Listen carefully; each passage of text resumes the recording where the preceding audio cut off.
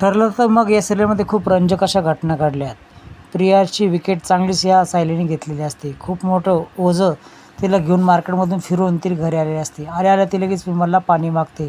तिचे हाल पाहून पूर्णाजी देखील खूप हसते. सर्वजण तिची खिल्ली उडवतात. मात्र ही पुन्हा जाणार म्हटल्यावर हिच्या चेहऱ्याचा रंगच उडतो. आता कशाला जायचं असं म्हटल्यानंतर, का तुला परत मागे यायचं का, असं ती डायरेक्ट सायली बोलते. पूर्णाजी बोलते, तुला वेगळ्या स्टाईलने पुऱ्या कशा करायच्या हे सांगते. आता इकडे सायली घराच्या बाहेर आली असते. अर्जुनला कॉल लावते आणि अर्जुन एका ठिकाणी तिला बोलवतो. त्या ठिकाणी गेल्यानंतर त्यांना वेगळीच बातमी कळते. बबली सदाशिव लोखंडे नावाचं रेकॉर्ड त्यांना सापडतं. तसा अर्जुन फोटो देखील काढून घेतो. पण सायली आणि अर्जुनची हालत खूप खराब होते, कारण तो फोटो आणि ते गाठोड एकमेकाचं चेंज करण्यात आलं होतं. आणि इकडे तर आता बघायला मिळणार आहे की प्रिया पोळ्या करत असते, पण तिला पोळ्या काय जमत नसतात. कोणकोणत्या देशाच्या ती नकाशा करत आहे हे ऐकून विमल आणि कल्पना खूप हसतात. इकडे कॅफेमध्ये अर्जुन आणि सायली चांगले डिस्कशन करत असतात. त्यांना एक एक क्षण आठवत असतो की प्रियाने कसा धोका दिला, रविराजला कसा दिला, स्वतःला कसा दिला आणि माझ्याशी लग्न करायला लागला होता, असं अर्जुन देखील बोलतो. त्यावेळेस तर सायली खूप समजून सांगते. अर्जुन खूप चिडलेला असतो. पण त्यानंतर आता प्रियाला बाहेर काढण्यासाठी आणखी आपल्याला पुरावा गोळा करावा लागेल अशी ही सायली ठरवते आणि अर्जुन देखील ठरवतो.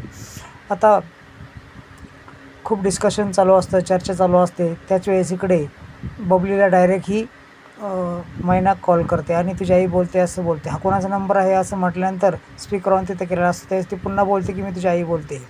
रॉंग नंबर आहे असं म्हणून ती फोन ठेवते आणि कट केला असं म्हणून ती देखील चिडते. आता ही ठरवते की आपण आतमध्ये जाऊन कॉल करूयात. इकडे आवाज ओळखीचा वाटलेला असतो असं कल्पना आणि विमल एकमेकींना बोलतात.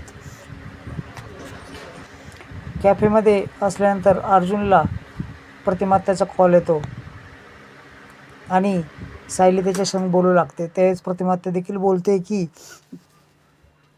माझं आणि प्रियाचं काहीच कनेक्शन नाही असं मला वाटतंय.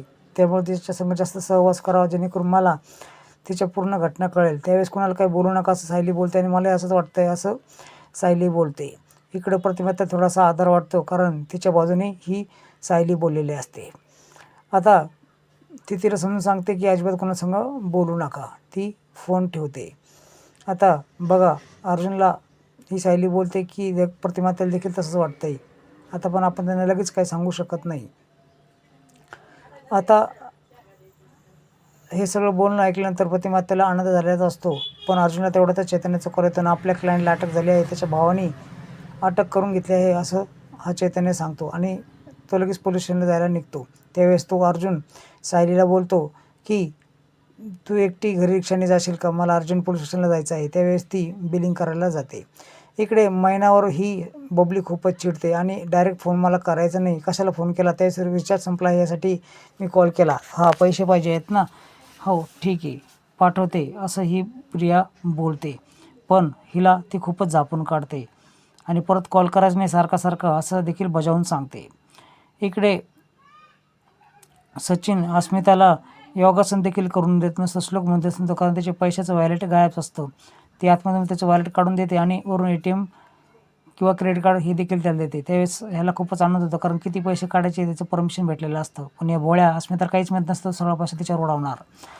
पोलीस स्टेशनमध्ये आल्यानंतर त्याच्या क्लायंटला अर्जुन सोडवतो आणि त्याच वेळेस पाठीमागून नागराज त्याला टोमणं मारतो. कोडं सुटलं का असं विचारतं. त्यावेळेस कोडं सुटण्यासाठी तुझे पाया पकडायची काहीच गरज नाही असं अर्जुन बोलतो. आता हा याचा कॉन्फिडन्स पाहून ह्याला आश्चर्य वाटतं. इकडे महिपत बोलतो, स्वतःच्याच पायावर कुऱ्हाड मारली ना, कोरडं सांगत होता, मैसभा सांगत होता.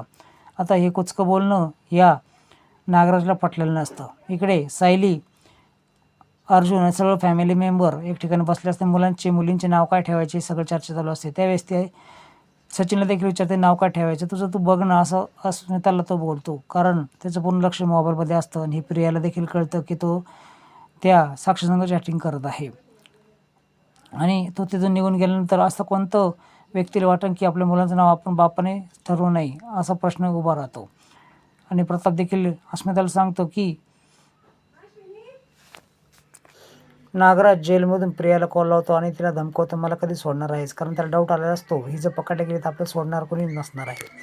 त्यावेळेस तो तिला बोलतो की ह्या अर्जुनला डाऊट आला आहे असं वाटते, कारण त्याच्या चेहऱ्यावर कॉन्फिडन्स खूप दिसत आहे. त्यावेळेस ही तर अजूनच घाबरते, कारण हे सारखेच बाहेर असतात आणि सायली देखील बाहेर काय जाऊन चांगलंच पुरावे शोधत असेल.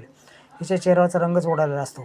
आता ही हॉटेलचं बिल करून निघणार त्यावेळेस तिथं सचिन आणि साक्षीला ती बघते आणि तिचा चेहऱ्याचा रंग उडतो. खरं तर ती खुशून निघत असते, पण हे दोघांना बघून तिचा मूडच निघून जातो.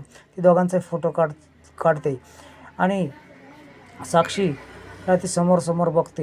ही तर साक्षीच आहे 100% असं सायलीला पुन्हा वाटतं आणि सत्य समोरच असतं, कारण त्याच्या मिठीमध्ये ती असते. सचिन खूप घाबरलेला असतो. आता काय होईल हे पुढच्या एपिसोडमध्ये तुम्हाला नक्कीच कळेल आणि जे होणार आहे ते नक्कीच भयंकर असणार आहे, कारण सायली खूप चिडलेली असते.